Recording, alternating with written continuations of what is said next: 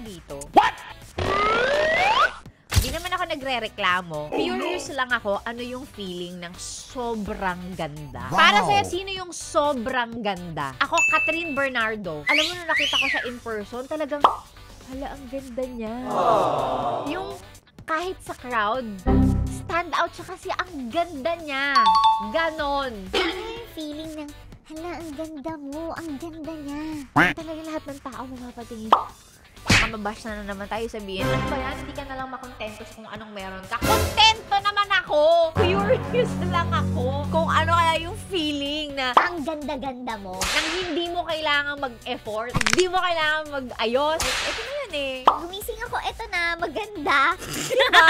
Yung mga lalaki, I'm sure hindi nyo malalaman kung ano itong feeling na sinasabi ko. Kasi kayong mga lalaki, ang sabon ninyo, sabon sa puwet, sabon sa mukha, iisa lang. O, wag nyo akong sabihing mali ako. Hindi, maraming lalaki ganyan.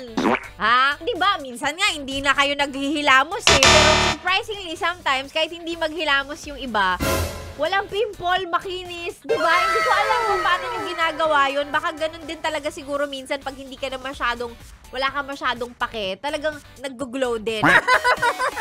Napayes ka ba sa napanood mo, yes friend? Alam mo na ang gagawin mo, ha? Hit like and subscribe. And click the notification bell para ma-update ka namin. Kung gusto mo, mag-comment ka pa! Hindi ka namin iisnabin. Go, yes, friend!